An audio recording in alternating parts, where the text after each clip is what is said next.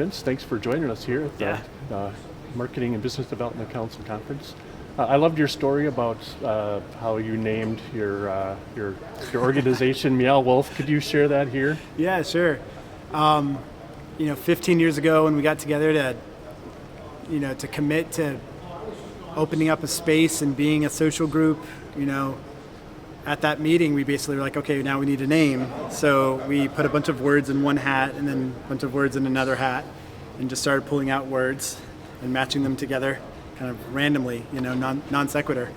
And Meow Wolf was the one that everybody liked the most. That's great. And I left that first meeting, after we named ourselves Meow Wolf, just like shaking my head, being like, I don't know what I'm doing with my life right now. So, do you remember what some of the other options were? Yeah, we had the Vibe Hut, Wolf Palace, I Ship, but Meow Wolf is like, now in retrospect, Meow Wolf is like, the name is, we got really lucky. It's like an incredible name, people hear it and then they can't forget it. So, yeah, for sure. How do you select your art pieces or decide, what to include in an installation? Well, we like to work with local artists. So, depending on the market that we're going to, like we're going to be opening an exhibit in Dallas this summer in Grapevine, just outside of Dallas. And so we're working with a ton of Dallas artists and Texas-based artists. So that's kind of like one of the first filters that we kind of go through. We also like to work with artists who are, underrepresented. And so whether that's emerging artists, young artists, BIPOC, women, queer, so we like to make sure that the representation of artistic voice is pretty diversified. And then when it comes to kind of like aesthetic, creative parameters, we have different creative directors, and we have each project has a kind of different, I guess you could call it, curator. And and so we try to try to showcase work that is has never been seen before, but it's also like appropriate for all ages, and so. Mm-hmm. Yeah. So you mentioned like the need to kind of get out of your comfort zone by trying something new. What's one thing that you've done lately to get outside of your comfort zone? Well, there's like big experiences. There's a toad called the Bufo alvarez toad that is from the northern regions of Mexico that produces a toad venom called 5-MeO-DMT. And so it's a very epic, big psychedelic therapy treatment that should only be experienced if it's administered by a guide and a professional and a doctor. And so I did that a few months ago.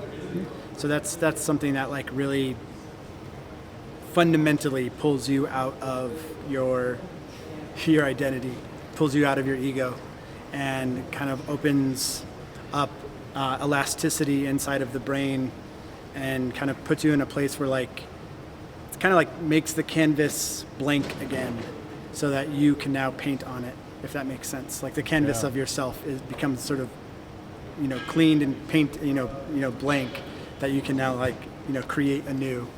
So I love roller coasters.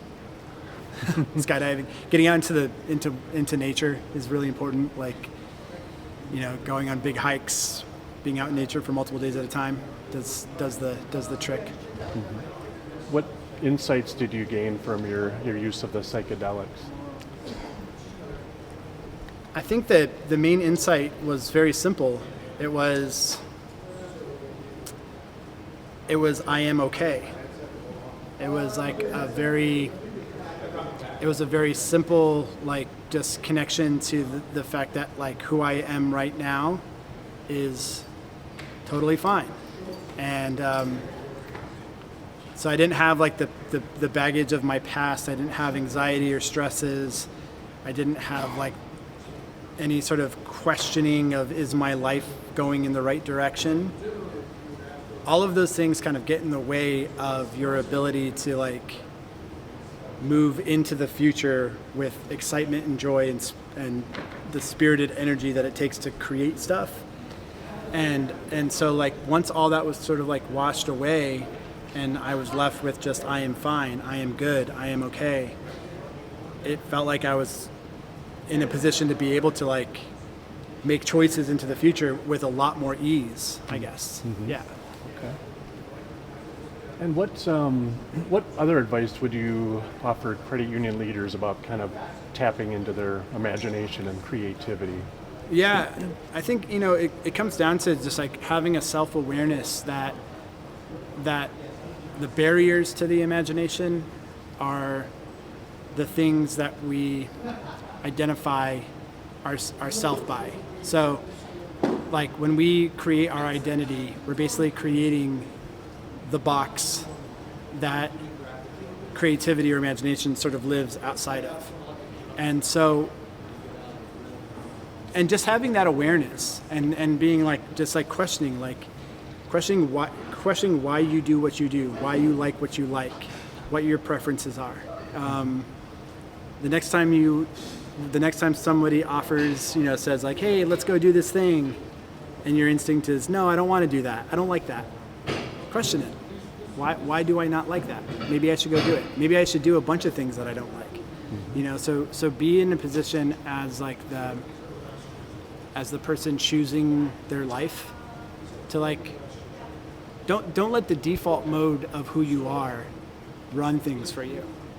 Like, choose things because you choose them, you know, and that might also sometimes mean choosing things different than what the default mode would normally choose for you.